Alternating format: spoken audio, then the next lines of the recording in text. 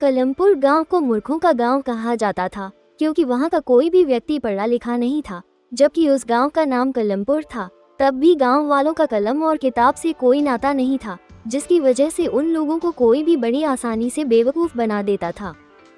सुनो सुनो सुनो गांव वालों, मैं आपके गांव में बिजली लाने वाला हूं, जिसमें मुझे आप सबकी मदद चाहिए। भाई ये बिजली क्या है? मुझे लग रहा है कि बिजली इस अफसर की पत्नी है और ये उसको हमारा गांव दिखाना चाहता है। अगर तुम अपनी पत्नी को हमारे गांव में लाना चाहते हो तो लाओ, इसमें हम तुम्हारी क्या मदद कर सकते हैं? बिजली मेरी पत्नी नहीं है, वो एक सुविधा है जिससे आपके गांव में रात को भी अंधेरा नहीं रहेगा।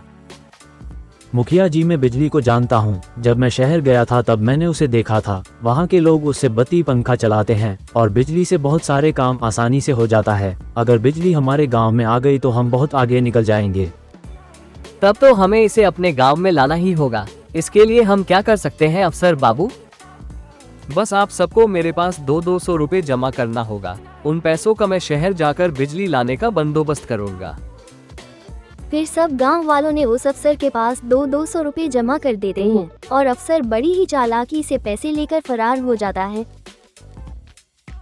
और गांव वाले बस उसकी राह ताकते जाते।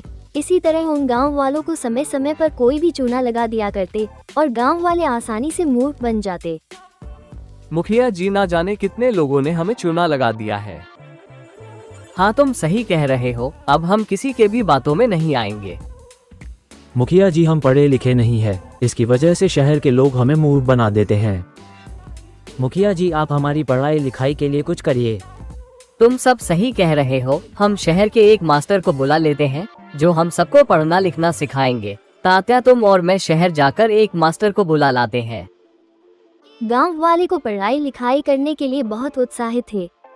जब ये बात आसपास के गांव में फैली तो एक चिंटू नाम के लड़के को पता चलती है तो वो सोचता है, क्यों ना मैं उन मूर्ख गांव वालों का फायदा उठाऊं, और वैसे भी मैं एकदम शहर का ही लगता हूं। चिंटू बड़ी ही चालाकी से नाम बदलकर कलमपुर गांव का मास्टर बन जाता है। आइए आइए मास्टर साहब, आपका स्वागत है कलमपुर गांव में। यहाँ पर कोई बच्चा तो दिख नहीं रहा है, किसको पढ़ाना है? बच्चे को नहीं पढ़ाना है, हमें पढ़ाना है। आप लोगों को पढ़ाना है? क्यों, हम नहीं पढ़ सकते हैं?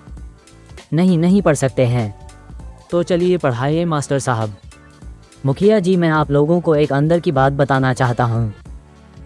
कहिए ना मास्टर साहब।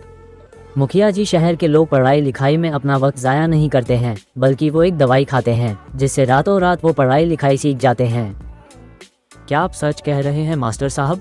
हम भी रातों रात पढ़ाई लिखाई सीख सकते हैं? हाँ, सीख सकते हैं, मगर वो दवाई 500 रुपए की है। 500 रुपए की? ये तो बहुत महंगी है। हाँ, तो इतना बड़ा काम भी तो करती है। रातों रात अनपढ़ को पढ़ना लिखना सिखा देती है। ठीक है मास्टर साहब, हम सोच कर बताएंगे। इसके बाद सब अपने घर चले जाते हैं और अगले दिन मुखिया के घर वही बात करने के लिए जाते हैं। मुखिया जी, हमें मास्टर साहब को पैसे दे देना चाहिए।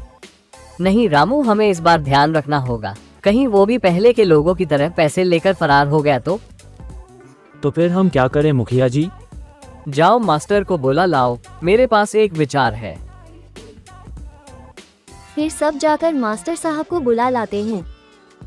मास्टर साहब, हम आपको पैसे देने के लिए तैयार हैं, मगर हम में से कोई भी आपके साथ शहर दवाई लेने के लिए जाएगा। अगर मुखिया जी, आप में से कोई भी मेरे साथ दवाई लेने आएगा तो वो नहीं मिल पाएगी, क्योंकि ये अंदर की बात है। सिर्फ मास्टर लोगों को ही इसके बारे में पता है। मुखिया जी, हमें मास्टर साहब को पैसे दे देना चाहिए।